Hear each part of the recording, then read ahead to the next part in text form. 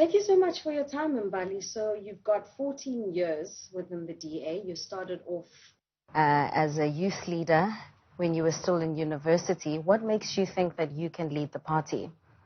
Well, partly what you've just said. I've been in this party for 14 years. I've seen the different phases of this party. I've started off as an activist at university.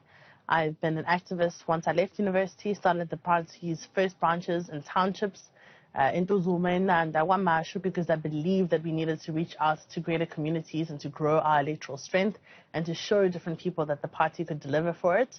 But I've also been a councillor. I've been on the ground with people on their daily service delivery needs, and I'm a two-time member of the provincial legislature. I've got the experience in terms of the legislative work that it takes to actually lead a political party. But more importantly, I feel at this particular moment, especially in light of the current leadership we have, I'm the best person who's most going to be relatable to South Africans of all ages and who really believe that South Africa needs a different trajectory forward. I think we're tired of the same kinds of politicians. I don't think I fit that mold, but I think I have enough experience and enough understanding of being able to take other people along with me in this journey that the DA needs desperately at this time. How do you plan to do that, just given the fact that you've just come out of a policy conference, which many have actually described as out of touch with South Africans, out of touch with the realities faced by the black majority of this country? What are your views on the fact that the party has adopted a non-racial policy to dealing with redress? So my personal view is that obviously everybody wishes that we would be living in a post-racial, non-racial world. That isn't the reality that I think most South Africans understand to be their daily lives experiences. I think that race is still ubiquitous with the way that we experience everything in this country. And as the leader of the Democratic Alliance, what I want to make people aware of is that we do not deny that race exists and that it has had historical elements to whether it's healthcare, whether it's the queues that you have to wait for, whether it's the traditional leadership that you're still living under, whether it's the fact that you can access university or not, is still primarily based on the historical imbalances that happened because of your skin color. So this policy conference that just happened, I mean, I agree with the SDG goals because they're neutral goals around how we all plan on making the world a better place. But what I think we definitely have to do, and what I'm going to be doing, is writing to Helen Zille to make sure that these particular policies go to the Federal Congress, because it's not good enough that we have 200 people that decide the fate of the party. This is exactly what has gotten us to the place where we are, where we've seen electoral decline, because we had a small group of people who decide on everything that happens. But Helen Zille says, sorry to jump in there, but Helen Zille says that the Federal Council is the biggest or is the highest decision-making body in between conferences. And so the people who sit on that Federal Council have been elected to actually lead. So those are entrusted leaders making those decisions. What difference will it make if you take this to Federal Congress? Federal Congress is over 2,000 people. It's in less than 50 days that we have to be able to decide where we are going as a party. I don't think any leader that is serious about taking every single person along with them in this party and that is confident that what we've just passed is what everyone believes would hesitate to take this to the Federal Congress. I think it's absolutely necessary, given the fact that we have just had a review period and an organizational review report that said that the rest of the party doesn't always feel in sync with our top leadership, to take it to them. And maybe nothing changes, but you want to give people the opportunity to have their voices heard and to be able to actually say what they believe is the federal policy that we have decided on. And in fact, Helen is wrong. The Federal Congress is the highest decision policy-making body of the party. And that's why I'm saying, rather than limiting it to a small number of people, open it up to everyone who has a possibility of making a contribution at that level. And I think that that will help to really unite the party around whatever it is that the Federal Congress decides, rather than to have a few people that have decided, which has been our problem really for the last few years. Would you then say that a lot of people would not, within the DA right now, are not satisfied with the outcomes of that policy conference. We know that going into that particular gathering, there was a sense that it will be a mere rubber stamping exercise, that these policies were actually crafted by Helen Zille and her ally in the policy unit, Gwen Ngwenya, and that again, this is also setting, the ground running for John Steenhuisen to actually take over the helm. Look, what I will say is that it's troubling to hear from our policy here that these positions have already been decided for 2 years and there's been, sort of a shifting back and forth about them. Because to me what that says is there's really been a concretized version of what should happen.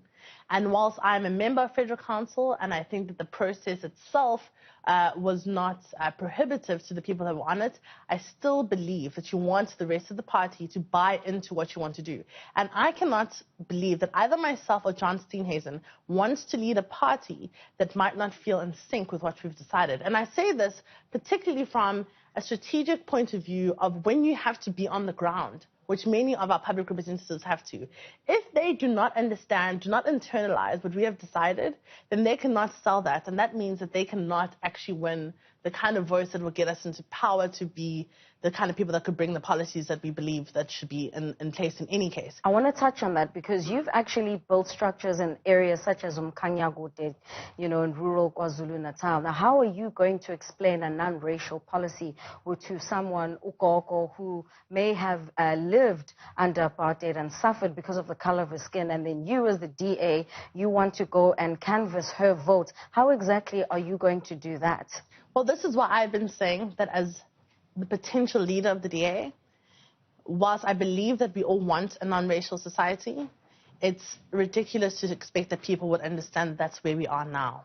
And if you want people to trust us, which is what I think is the biggest deficit of where the DA stands at the moment in the eyes of the majority of South Africans, you need to explain that you understand their lived realities. So, I would definitely start off by saying, personally, as Mbali Ntuli, if I was the leader of the DA, with the strategic goals that have been adopted, I would then try to really concretize them and try to itemize them into a stakeholder economy, which really tells people how you make the economy more empowering to them. So you're not going to use the same policy that was just adopted at your recent policy conference. You'd actually choose something else and explain it differently in terms of from a policy perspective. I think you can talk about how non-racialism is the goal that we eventually all want to have, but I don't think that it's realistic to go and campaign to people telling them that you don't understand that race is still a big part of their lives. And what I'm saying is my offer as leader is that of course I realize that race is still a very big part of what creates poverty in this country and what has created poverty for the last 100 years.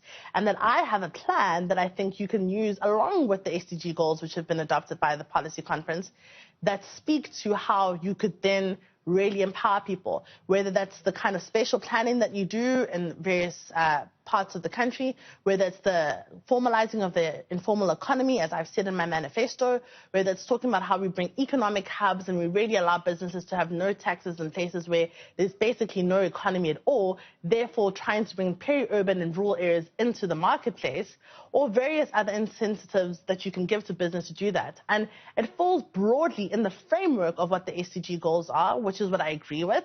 But what I'm saying is there's no point, I think, in South Africa of trying to sell people on the fact that race doesn't exist. Because if race didn't exist, then people wouldn't hesitate to think that they could just walk into any marketplace, any business, and be hired as they are.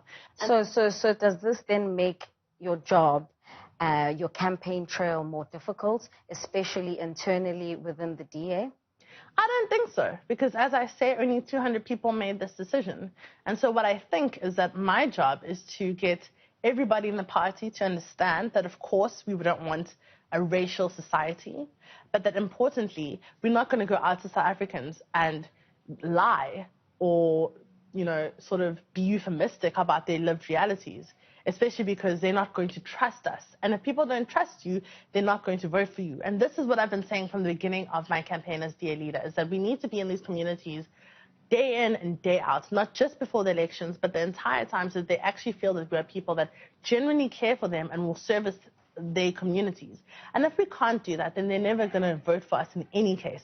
So whether you're talking about classical liberalism, which I think many people don't even understand in the South African context, or any kind of ideology, people on the ground don't necessarily care about that. What they want to know is what you can do for them and what you can do for them now. And so it's great to speak about being non-racial, but how are you putting money into my pocket at this particular moment? How am I making sure that my kids can get into school, my kids can get into university? And that's where I come in, because as it stands, I don't think that South Africans are going to necessarily understand what we mean as a DA, and I don't think that it's the way for us to market what we truly mean. So the outcomes of the conference essentially have a colorblind approach to policy and the issues in South Africa. Do you identify as black? Of course. So if you identify as black, how are you then going to campaign for the party and at next year's local government elections? It doesn't matter in what position you may be in within the DA. Well, I've always identified as black. I mean, there's no way that I can't understand that in the South African context. And I think that people are made up of various identities. So I'm black, I'm a woman, I'm into Star Trek, I'm into sci-fi, I'm into fantasy, I'm a mother. There's different identities that make up who Mbali Ntuli is, as they are for different South Africans. And we are incredibly smart and are able to understand those complexities at one time. And so this is also why I have a difficulty with when we make the conversation binary about, can you be black and do this, can you be black and do that? I'm a black woman who has had very unique experience in South Africa because of being a black woman.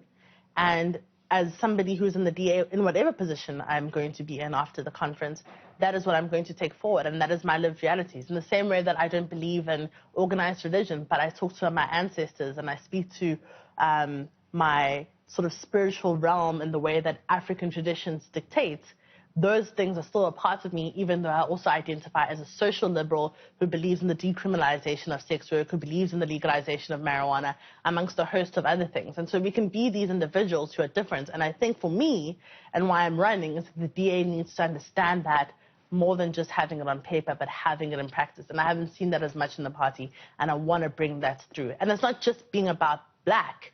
It's also about, what does whiteness mean in this country? What do white people feel? And I think that there's a terrible legacy of what we've seen with white people who are really conscripted during the apartheid era, who must have severe trauma of having to have had to go through the kind of process they did against their own fellow South Africans, sometimes not even maliciously understanding what was happening. And so when we speak about these negotiated shared values that we want, this new South Africa that we want, we have to look at the trauma of all sides of the equation and really take that into cognizance. And I think as a DA leader, leading from kindness and empathy is what's going to get us there. All right, let's hold it just there for now, and then we'll come back after the break. We're still in conversation with the prospective DA leader, Mbali Ntuli, who is going to take us through why she believes she's the right candidate to take over as the leader of the official opposition.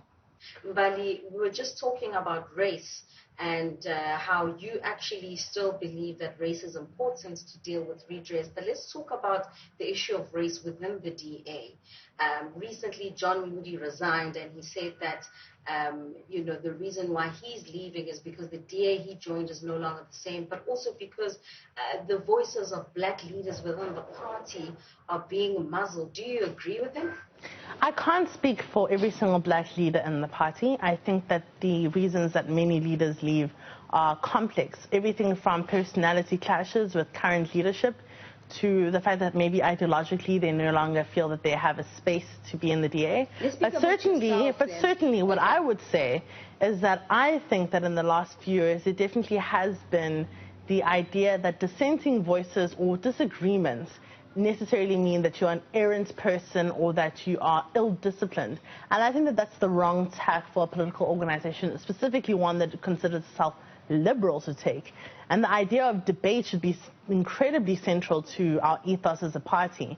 And to have people feel that they can't raise their voices, or that they need to fear, or that they need to worry about disciplinaries because of that, is to me the wrong tack for where the party should be. And that's why, as I've said on numerous occasions as leader, I want to really stop that kind of culture and to bring back a culture of the kind of people that can debate and have free reign in the party to really bring their voices. We're only stronger when we have more ideas. And there are plenty of people in our party that I know personally that have so many things to contribute but can't do so because perhaps they always don't feel like they have the mechanisms. And I speak for myself as somebody who has on numerous occasions raised things, but because it's been maybe to the ire of people that have been in political leadership at the time, I've really been ostracized and isolated. In 2017, you were actually charged for liking a tweet on colonialism. That was in 2017. And I want us to speak about who is being feared within the party, because there's this perception that Helen Zille, she gets to get away with a lot of things because she gets to tweet about colonialism not being all too bad. And yet when you like a tweet or a Facebook post, which is contrary to hers, you get charged. We know that, of course, she is facing charges, but the perception or the reality is that when a black leader decides to have what you've described as a dissenting voice, the treatment is different. How do you respond to that? Because even now we've seen Phumzile Van Dam tweeting to say that she didn't even know that she's being charged, and yet Helen says all of this is a myth. So, firstly, let me just correct that particular notion. The charges against me in 2017 were a complete fabrication. They were a conspiracy that happened to me by the then deputy leader of the Western Cape, who told me, amongst many other colleagues, that he had been asked to charge me. Obviously, who had asked him? He did not tell me, although I have suspicions of my own of who had asked him to charge me. And so he carried on this fabricated false charge against me, which dragged my name through the mud and really gave me a bad reputation within the party. But this did happen at the time of Helen's colonialism tweets. And what I had actually tweeted and Facebooked was that we needed some consistency in the party about how people were treated. Because I think that there's nothing wrong for people to be disciplined when they step out of line or when they bring the party into disrepute. But the minute that you start treating people as insiders and outsiders and having a situation where some people get treated differently, you start to cause resentment in the party. And particularly in my case, I think that that was the situation. Helen, at the exact same time as me, was charged for her colonialism tweets. Nothing really happened to her. My tweet was a fabrication, or my Facebook Live was a fabrication that had been made up by people months prior to ask the deputy leader then of the Western Cape to charge me when there was actually no charge. And it's these kinds of things that really bring, I think, a distrust of our own disciplinary and FLC processes. And it's why I've been calling since the beginning of my campaign that we really need to change the way that we go towards disciplining people, because you can't discipline people just by having different opinions. But in that particular instance, it cannot be ignored that it's seemingly along racial lines. Helen is white, you are black. Well, I can't speak to the FLC and the FedEx at the time, but as I say, I think it's politicized, and I think that you need to neutralize that by putting people who are not going to be subjective to what is happening in the party, because I think that that particular FedEx at that time may have been a little bit more hostile to the voice that I had, and so voted accordingly to continue to charge me, even though it was something that was fabricated, and was particularly perhaps aware that Helen was a premier at the time and that maybe it would have been more brand damage to charge her. But my point is, we need to take the politicization out of the disciplining process, because the minute you have it, you stop being able to indicate or to verify or to really get into the meat of who is being charged, but rather you look at their position and who they are in terms of their political capital. And that is wrong, and that is what I want to put it into the party. Because here I sit, the deputy leader who charged me has been promoted, he is leader. I had to pay significant financial amounts to clear my name, and still didn't even get an apology from the party, despite the then provincial leader even admitting to what had happened. And so for me, I understand politics and I understand how it works. So it wasn't an issue that I felt had to be incredibly publicized. But now that I'm running for leader, and knowing that I know that this is happening to numerous people in the party of all races, I think that there's a fallacy that it's just black people of all races who are being targeted by people who are in factions and who have agendas. So there's no purge of black leaders within the DA, according to you? I think there's an exodus of black leaders. But why would they leave? What is it within the DA for black leaders that is uncomfortable for them to stay? I know that Helen Zille has recently said that when white leaders leave the DA, there's no discussion of a purge. So one, why is it significant for when black leaders leave the DA? But secondly, what is it about the environment in the DA right now that is untenable for black leaders? I find it interesting that Helen would say that about white leaders. I'm only aware of one white leader that has left in the recent past, to be quite honest. The rest have been fired or had their memberships terminated. But what I do think is very interesting is that black leaders have cited her as a main cause. I can't speak to their personal relationships with Helen Zille. I know what my personal relationship with Helen Zille is. Although it has been tense at times, it hasn't been something that I felt needed to make me leave, because I understand that she is not the entire party. There are so many other people in this party who are incredible, who really make up the party and make you want to stay and fight in it. But I also understand that people have different levels of their own, I suppose, end point of what they can take. But what is the environment like? I think the environment really is one where it is incredibly difficult to have differing opinions to the leadership. And that is why I think we need to have a change of leadership. That's why I'm running, because I want to start a new culture where people don't feel afraid for their jobs, where people don't feel afraid that if they are different or if they have different opinions, that they're going to be ostracized and isolated. I certainly think that has been an environment, and so I don't negate what people are saying at all, but I don't think it's just black leaders. I think it's happened to colored leaders. I think it's happened to Indian leaders. I think it's happened to white leaders in the party. Anyone who has specifically gone against at some certain time, not just the federal, but even at their own provincial levels, structures of leadership that don't agree with them. And that is a bad environment to be in, and it has to be changed, because we can't expect that South Africans are going to trust us to really be a party that is open and transparent and accountable if we can't do that internally. And so I do agree with many of the criticisms in this way, and I've said it myself, and I've said that it's something that I want to address as leader. So during your campaign trail, you've basically said that the current leadership has been ineffective, and it's on public record, the relationship you've had with Helen Zille. While you say that your relationship has been tense, but it hasn't been enough for you to leave, do you think that her return in October 2019 will make your prospects to become DA leader more difficult?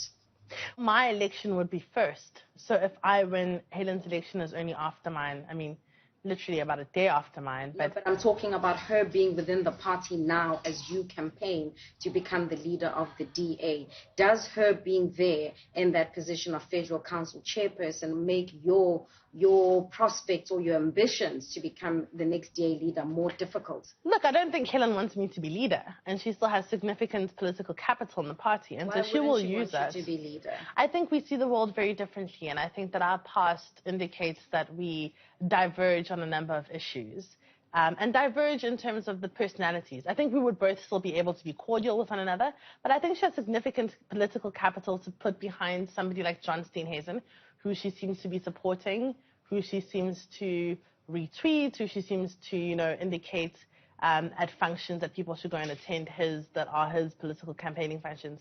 And that's fine. She's well within her right to support a candidate. I think she has a very bad record of candidates that she has supported. I don't think that she's always really great at being able to pick what people really require to have the cinema. I'm talking about a lot of Helen's candidates that she's had. But what I'm saying is I'm not dependent on Helen's support. I think other people may be dependent on Helen's support. I'm running as somebody who's independent of Helen, and whether she's in the position or not, to me, is irrelevant. You may not be in need of Helen's support, but you've also acknowledged that she has significant political capital to actually, for an example, as you've alluded to, push for John Steenhuisen to take over the party. Do you think also she's using her political capital to charge all the people who may be in support of you taking over as DA leader? I couldn't say. I really have no information about what she's doing in terms of her position as federal chairperson. But what I'm saying is as many people as she may have political capital to support a particular candidate, there may be people that are completely against what she stands for now and may support me on that basis too. But the most important point is the campaign has to come down to who the DA believes is going to be the most electable and the most relatable outside of the party. It's very important what happens in the party for sure, and that's where Helen's main supporters. But I think if people in the DA want us to go into the local government elections as a party that is seemingly different and is willing to embrace the kind of South Africa that is inclusive and can really have a growth trajectory rather than a status quo trajectory, people are going to have to see that that is really my candidacy versus a Helen Zille who's been there, who's already been leader and is already back as chair, and the candidate that maybe she's supporting, which is John Steenhuisen. It has to be a decision of, do we want to stay where we are and the same, or do we want to try something new and grow and maybe get people who have never voted for us to really take a chance on us this time? Speaking of your growth trajectory, I mean, one of the things that John Moody alluded to was the fact that the DA is actually not really interested in the black voice, and in fact, they want to serve a white minority. Do you think the DA has been disingenuous about what kind of party it's trying to become? Do you believe that, for instance, under the leadership then of John Steenhuisen, that the party would regress and actually wouldn't be a space for the black voice? I think it's difficult to make electoral predictions, but what I can say is that there are certainly people that I believe think that we should remain a strong opposition party with a very niche market of the Western Cape and really an opposition that is punching above its weight per se. And I think that this is evidenced by the amount of backlash that the party internally received when we had 4 metros and where we were really just trying to find our feet, and it's always going to be difficult. But I found that there were many people in the party, particularly in leadership, that were vitriolic in their response to this. And I can't determine whether it was because now there was more than one center of power, or because we were growing at a pace that was way too fast for people to be able to control. My particular view is that if the DA wants to remain relevant, if we want to make democracy in South Africa work, that is exactly the kind of ground that we have to be in. And we have to rope in every single South African who believes in the country going forward to come and join us and be on board. Whether that's as members or as academics or as intellectuals or as captains of industry, we actually have to be embracing more people to join us to try and grow the DA and grow our support base rather than trying to be niche and small. Will you be able to rope in all those South Africans given the backlash you've just received from your policy conference about the types of policies that you've adopted? I think it will depend on the leader that is elected at the Federal Congress and their ability to be able to reach across the divide to those South Africans. I personally think that I'm a better place to do that as the leader of the Democratic Alliance. I think that I'm young enough to know that I don't know everything and that I can take advice from various people, particularly people who have experiences in different fields that we need to be looking at in South Africa, and that I'm not as perhaps, sanctimonious enough to think that I have all the answers. And I'm ready to get down and work. Where I'm very strong is on the ground and getting people behind the message. But I will definitely need help, and I will be reaching out for help for the people that are already working in the private sector, in the academic areas, in climate change, in the work that has to do with GBV and, gender studies and everything else that is really happening in South Africa at this particular moment.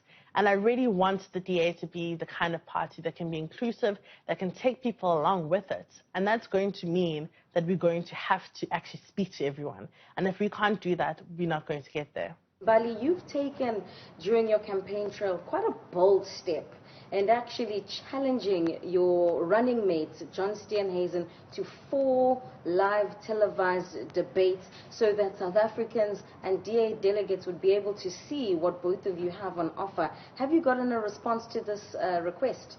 Well, let me start by saying I didn't think it was bold until I didn't get a response. So I hope that answers your question. I thought that anyone would have been incredibly excited to put what their offer was, both to the DA internally and to South Africans, on the table. It was only after I didn't really receive a response that I recognized that perhaps maybe I had been a bit more bold than I thought. And maybe let me be fair to say that the response I received from the campaign was that they would allow the party to decide, which I personally think is a cop-out. I think that the party... How is that a cop-out? Well, there's no rule in the party that says that we can't debate each other's candidates. It's happened before, and it continuously happens in every single province. In fact, it is an integral part of democracy to have delegates hear what their leadership prospective candidates want to offer. Do you agree then with reports that say that the possible reason for why this request you've made hasn't been acceded to is because John Steenhuisen might fear actually going toe-to-toe with you when it comes to issues such as race? I couldn't confirm that on behalf of John Steenhuisen, but I would hope that those reports are not true, because I think it would be incredibly problematic to have a leader of the second biggest party in the country unable to speak about something as ubiquitous as race to the entire population. I think that there may be fears that the debates may get robust, but if anything, I think that's exactly what needs to happen if you want to see people really going toe-to-toe with their offers. And robust doesn't mean mudslinging. Robust just means that we both have very strong viewpoints of where we stand on matters. And speaking as somebody who has really loved the excitement of debates that have happened over our democratic past and in other places, I'm disappointed that in a Liberal Party that particular conversation seems to have been shut down. Running a campaign is not an easy task. It needs a lot of money. Are you willing to share where you are getting your funding from to undergo this process? Of course. And I think that that's something that's incredibly important for everyone to do. I've received numerous campaign donations from ordinary South Africans, some of them who have chosen to remain anonymous when they have contributed to my campaign. I've had family contribute and friends. And I've contributed a significant amount myself because I truly believe in what I'm trying to do here. And really, whether I win or lose, I think that there's no loss in putting my money behind the ideas and the principles of what I think the DA should become in order to be the kind of relevant party that could become the alternative government in South Africa. I want us to plot a few scenarios about the win or lose, but for now, you've actually spoken about the concerns that you have over the OPA system that the DA plans to use during its October Congress. You've cited that you'd want to have an independent or third-party auditor to come check the results, but the issue that you're having is that you won't know how many times a particular person would have voted and who would have voted. You've written as well to Dr. Alvin May about these concerns. Have you gotten a response, and just how nervous are you about using this particular OPA system? Look, Ziyanda, I consulted my own IT experts when I was told what system we would be using, and they verified to me, and the party has also confirmed that there are a number of flaws in the system, particularly around the verification of who's voting, on the ability for how easy it is to transfer the links of emails and stuff to allow other people to vote. And then when you really are in an environment of fear and people believe that, you know, they should vote a certain way, anything could happen in that particular instance. But also importantly is the fact that myself and my campaign team won't have any access to being able to see where those votes are going when they are cast, particularly if they are online. It's a different story when it's in person, but online certainly becomes a problem. And I have written to Dr. Ivan Meyer. I've written to him 3 times. I received an acknowledgement the first time, and I'm yet to receive clarity or feedback on the issues that I have raised. And so I'm going to continue writing to him, but I will admit that my campaign team is particularly nervous about entering into a campaign where potentially we don't know whether we need to have party agents or whether we need to be able to have people overseeing the system. So it's not something that we are feeling particularly confident about at this stage, but I don't want to say that the party is in any way unable to clarify these issues once they are able to get back to me. Has this campaign trail been fair on you, given the political capital that you've already cited that Helen Zille has, and that she seemingly publicly endorsed John Steenhuisen, the fact that, you know, he would have access, for an example, to the donor list of the Democratic Alliance? Has this process been fair under COVID-19 regulations, under, you know, circumstances where you actually need to reach out to delegates virtually? I don't think anything is ever fair when you're trying to change the system. That's not to say that, you expect that it shouldn't be fair. But I think when you're trying to change something, you need to expect that there's going to be some advantages to people that are incumbents, firstly. And secondly, that there's definitely going to be a pushback from people who don't want to lose power. And I think that that's expected in any kind of situation. So I don't ever enter into a fight or into a situation expecting it to be fair. Certainly my personal background has never indicated that anything in life is fair. Otherwise, I would probably be a lot further than I am now.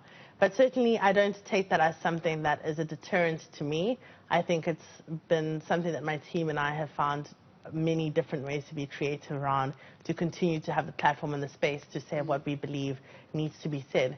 And that's with donors. I'll tell you something. A lot of them have contacted me personally without me having contacted them. And it's been really refreshing to find that many of the donors of the DA actually agree with much of what I've been saying, and have been incredibly supportive, and are really looking forward at what this race is going to look like. So I think that the fallacy of understanding that donors are swayed a particular way is not always correct. I think donors and people... When they speak to you, what are they saying that they like about what you are saying versus what John has to offer? Look, firstly, I think I'm just a likable person. But secondly, I think that rich people are incredibly pragmatic. They want to keep their money. And how do you keep your money in South Africa? You make sure that South Africa continues to run. And you need to make sure that you have political parties that are able to keep the scales of democracy in place. And you can't do that if you have parties that are so irrelevant that they're never going to be in any way a feature or protagonist against what is the current status quo, which would be our governing party. So I don't think that they necessarily think always everything I say or everything that the current leadership says is correct. But I think that they're pragmatic about who will best be able to get South Africans behind a DA vehicle that is going to be inclusive. And I think in that sense, I probably have the lion's share. What happens if you lose this campaign trail? Are you willing to continue to serve in the DA under the leadership of John Steenhuisen? With everything that I've been through in the DA, false charges, numerous, isolation in certain aspects, there's absolutely nothing that has made me leave, because I've always felt that it's important to try and change the party internally. That being said, it's going to depend on how the party tries to continue its leadership. And I don't think that anyone should ever feel beholden to a party. What you are beholden to is a cause, and that cause is about making sure that South Africa actually works and is able to be a democracy that functions. So if I see that the leadership perhaps takes the party in a different direction that I don't think will achieve that, I feel very well within my rights, after 14 years of giving up my life to this party, if I need to walk away. But that won't be because I've lost the election. That will be because I feel that there's another way to better service the cause for South Africa. And I think it's very important that people realize that, because there's no need for anyone to feel beholden to any political party, because at certain aspects and certain times, political parties can become the personalities of their leaders.